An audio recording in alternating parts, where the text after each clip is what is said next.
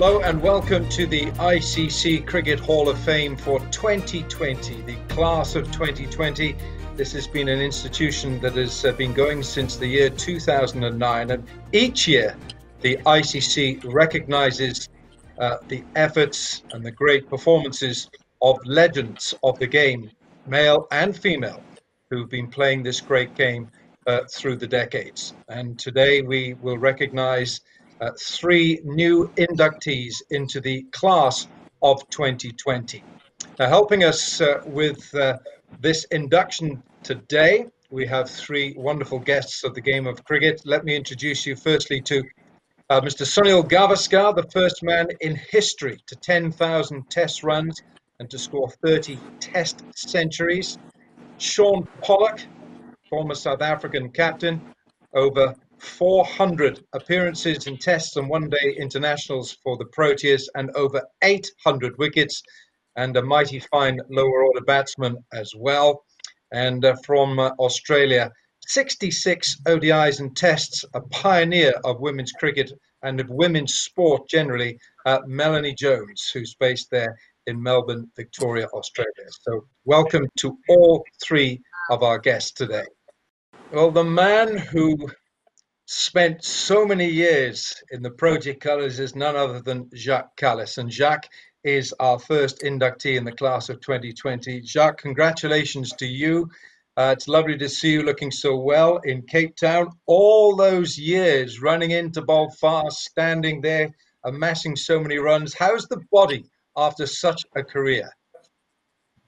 Thanks, Wilkie. Yeah, it's surprisingly holding well together. Good enough to play a little golf in that, but it was certainly fun while it lasted. When I started, I think I never ever dreamed of it lasting 20 years. So to sit here and not have too many aches and pains, I think it's a miracle in itself. Jacques, when you were at the height of your career, how important was the bowling category for you, fast bowling, compared with your batting? Did you compartmentalize the fact that you were a key bowler as well as a top order batsman?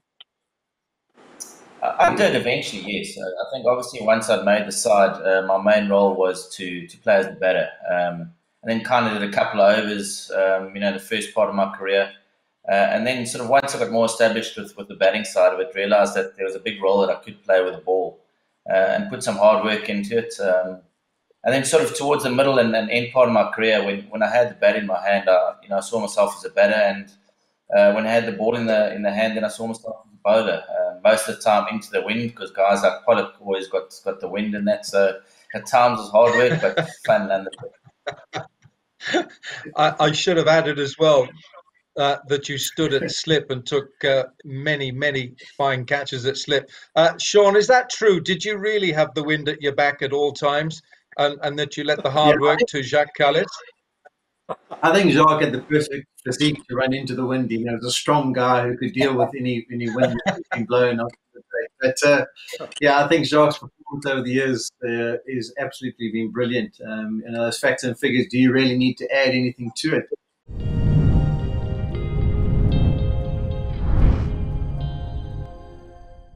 So Lisa Sthalekar. Lisa, congratulations. You're in the ICC Cricket Hall of Fame. All that hard work and all those World Cups and all the bumps and bruises. Is it worth it? Yeah, it was all worth it because I got to travel around the world. I got to play with some of the absolute legends of the game, those that have already been inducted into the ICC Cricket Hall of Fame. And we were able to win World Cups, Ashes series. I was part of a very dominant Australian women's side at the time, and I learnt so much about the game, not only on the field, but also off the field, and the legacy piece that all of us play as we go on our journey as a cricketer. For me, watching her play and develop over all three formats is probably the standout. We so often when we think about Lisa Sthalekar, we think the off-spinning bowler with the cap on, revolutionised the game. But also we've got to throw in there, like Jacques before her, the fielding. Absolutely brilliant at the mid-wicket area. Just absolutely owned it.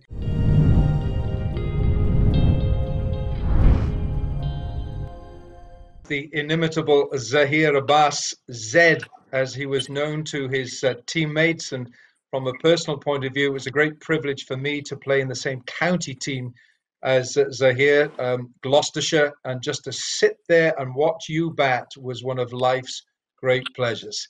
But you did it at the highest level as well, Zed. So it really is, it's a wonderful feeling to know that you are now part of the ICC Cricket Hall of Fame.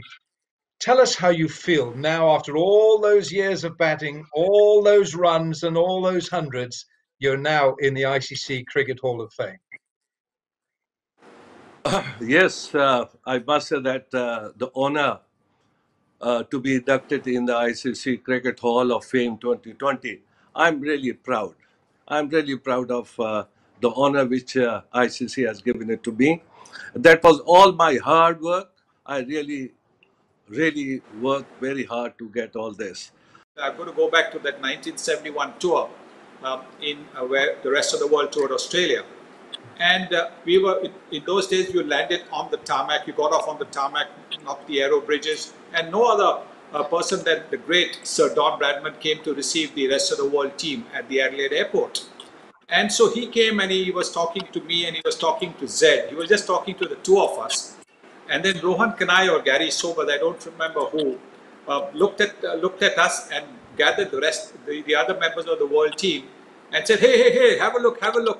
There is the Bombay Bradman, there is the Karachi Bradman, and there is the real Bradman. So, you know, I mean, that was how it was. It was great fun. It was great fun.